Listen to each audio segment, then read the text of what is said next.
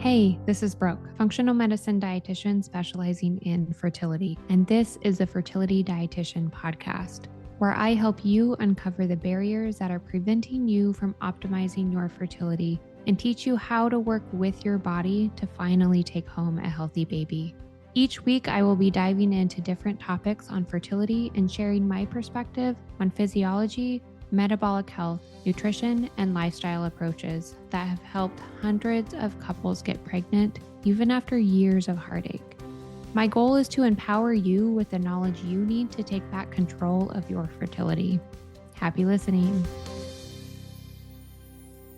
Welcome back to the Fertility Dietitian podcast. This is episode 40. I cannot believe that. If you're trying to get pregnant and you feel like you're doing all of the things, but you're still having trouble getting your BFP or taking home that healthy baby, please go back and peruse the episodes if you are just tuning in. Hopefully you find some ideas or insight to what might be missing in your fertility journey. Today, we are talking about one of the most overlooked and really misunderstood macronutrients in the fertility world, and it's protein. This is not in the you should just eat more chicken kind of way. I'm going to show you exactly how your protein habits may be quietly sabotaging your hormones and what to do about it starting today. Most of the women I work with are under eating protein, like significantly. And especially if you've been told to eat light, to go plant-based, or focus more on carbs and fats for hormone balance, you might be having something like oatmeal and berries for breakfast, maybe a salad for lunch, and a little bit of chicken at dinner, and you're still wondering why you're having fertility challenges. Here's the thing. Your body sees low protein as a signal of nutrient scarcity, undernourishment, okay? What do you think your body does when it senses undernourished and depletion? It downshifts. Okay. Hormones like LH and FSH become suppressed. Ovulation can get delayed or skipped. Egg quality is definitely impacted. So even if you are getting regular ovulation, regular periods, the quality of your egg that you're developing is absolutely impacted by undereating protein as well. And progesterone production tanks, which is a big sign that egg quality has actually decreased. Okay, none of this is ideal for getting you that BFP or helping you get closer to that healthy baby. Okay, I have a quick story for you. So I had a client, and we'll call her Sarah. She was eating mostly plant-based, a lot of veggies, grains, smoothies. She was eating animal protein as well, but she was really struggling with irregular cycles. She had a thin uterine lining, and it wasn't until she increased her animal protein intake, switching to higher quality sources, that her cycles really regulated. And really, it was within 2 months that she actually saw regular ovulation, decrease her PMS symptoms in that luteal phase leading up to her period. And she conceived naturally just one cycle after her cycle regulated, her ovulation came back, and her period symptoms disappeared. So for her, it was a whole lot about protein. And of course, that's not the only piece of the puzzle, but it can make a big difference in what's happening with energy creation in the body, what nutrients you're getting. And of course, things like blood sugar balance really rely on protein. Okay. So eating protein is going to impact fertility in a whole lot of ways, from everything from egg quality to hormone balance and more. All right, so let's unpack the science behind protein a little bit more. So protein helps with hormones, okay? The amino acids in your proteins are what your body uses to build hormones or help build hormones, not the only piece of building hormones. But hormones like FSH, LH, estrogen, progesterone all need these amino acids or these protein building blocks. Okay. So if you're not getting enough of those, your hormones are going to struggle in one way or another. Protein's really important for egg quality and development. as I've mentioned as well. Your follicles, we have the biggest impact on our follicles with our nutrition and lifestyle about 3 to 4 months before that follicle is going to be ovulated or that egg is going to be ovulated.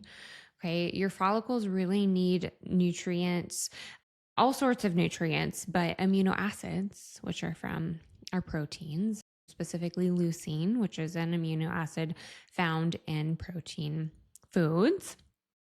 And this leucine is actually necessary to activate the mTOR pathway. Okay. You don't have to remember that or know really more details about this, but your eggs or follicles need fuel. And part of that fuel that they need is the amino acids from protein in order to mature appropriately and be optimal quality. Okay.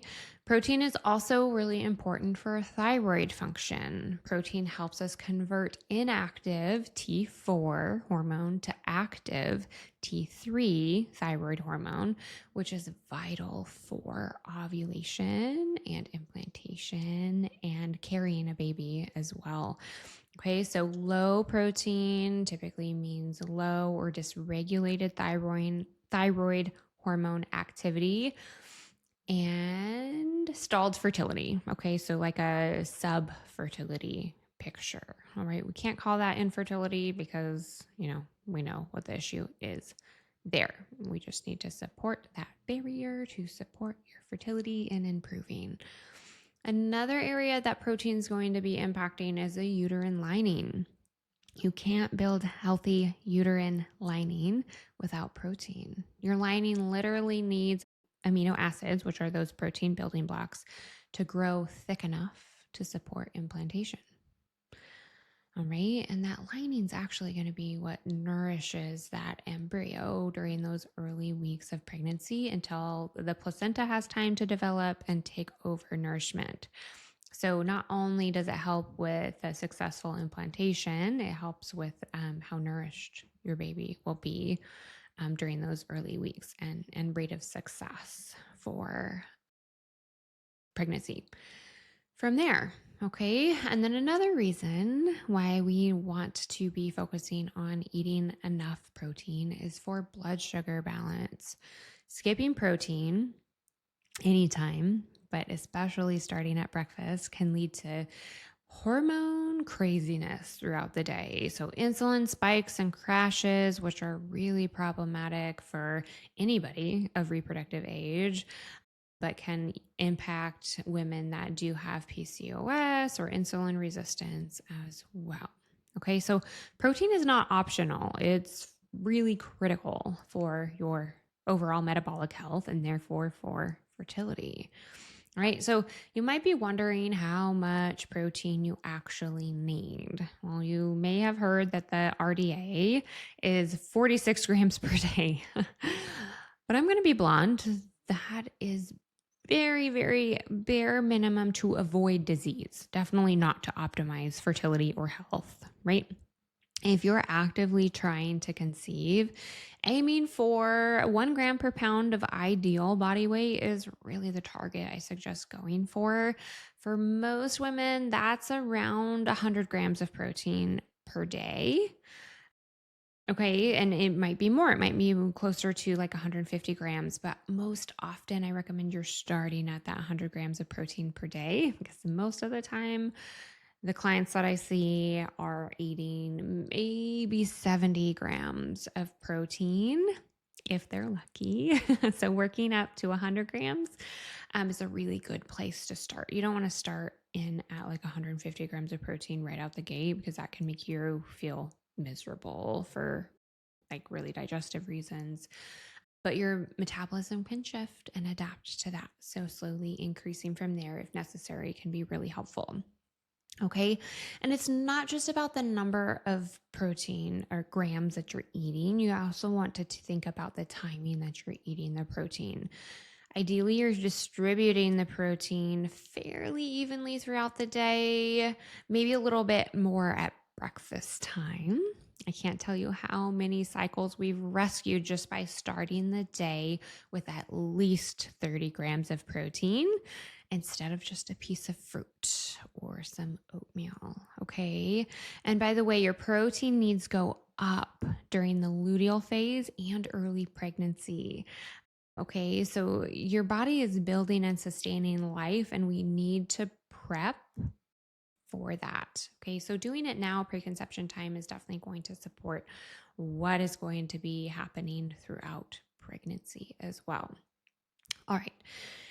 So now you might be wondering what sources of protein are best for fertility. So let's talk about quality of protein. Not all protein is created equal.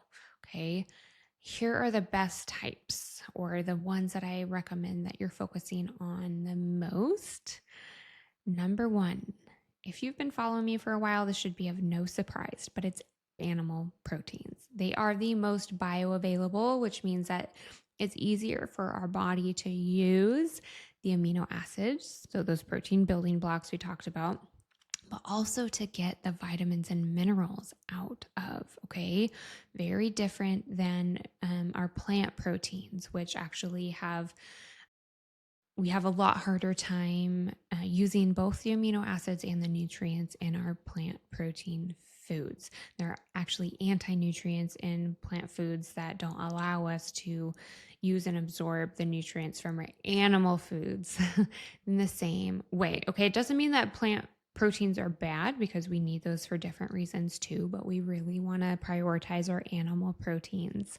Okay, so think grass-fed beef, pasture-raised eggs, wild-caught fish, pasture-raised chicken, all as kind of your staples for protein intake. These are going to be giving you bioavailable iron and B12 and zinc and copper that are all really, really important for egg quality and sperm quality as well. All right, so animal proteins is number one. Number two, eggs, which is also animal protein, but it kind of deserves its own category here, is making sure that you're eating the whole egg, because the yolk especially is going to be loaded with nutrients like choline, as well as giving you the protein that we really want. We want to think about things like bone broth and collagen, because they also provide you glycine. So these are going to be meat on the bone, slow cooked meats, all supporting uterine lining and digestion and skin health. And also supportive proteins after you're making sure to meet the majority of your intake with the animal proteins, things like eggs, bone broth, collagen. Supportive proteins are going to be plant-based proteins and include things like tofu and quinoa, lentils. Okay, but you'll always have to remember that those types of proteins are carb heavy. Okay, and they're not as well absorbed. Okay, so prioritizing your animal-based proteins, and I would definitely throw dairy into animal-based proteins too. Whole fat, organic, grass-fed is ideal.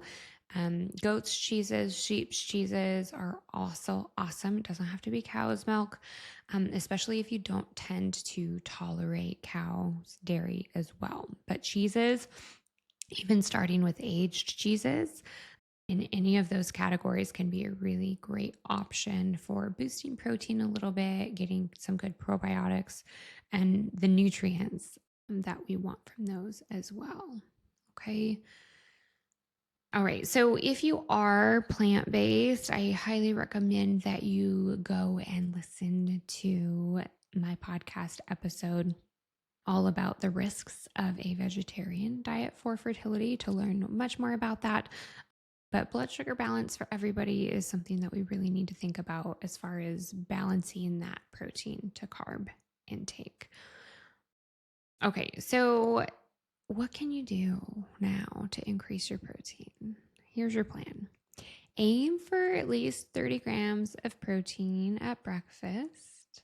Okay, and then thereafter, if you can hit that 30 grams, that will continue to be helpful to reach your overall protein goal at meals. If you're having something like oatmeal, add in a scoop of like collagen powder or a complete protein powder.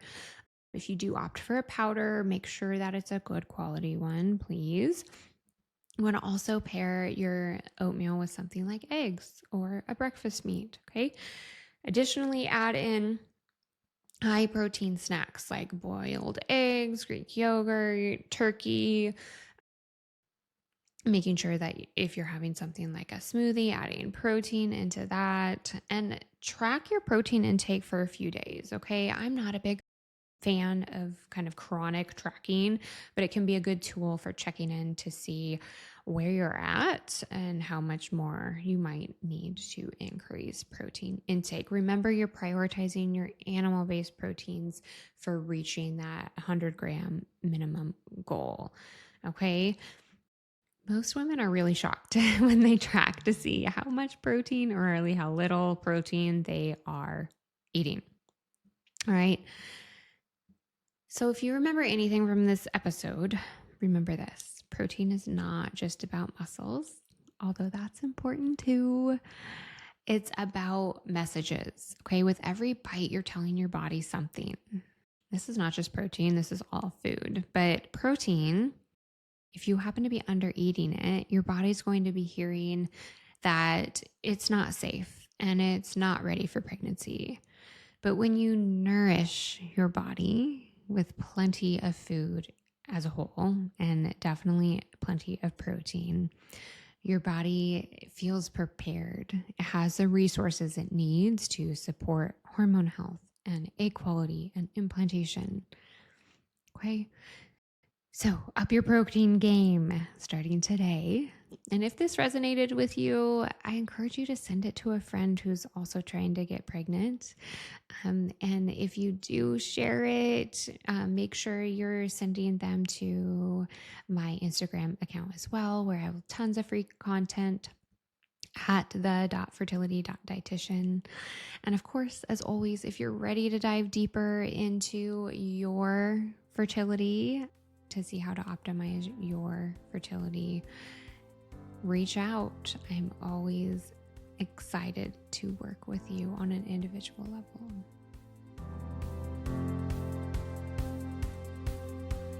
Thank you for listening to this episode of the Fertility Dietitian podcast. If you enjoyed it, please leave a review to let me know what topics you want more of or less of. If you want to keep learning, subscribe at Apple Podcasts, Spotify, or wherever you listen to podcasts. Check out my website for more info on my private coaching program, Master Your Fertility, or my membership community, Fertility Blueprint. And don't forget my digital store. Come say hi on YouTube and Instagram. See you in the next episode.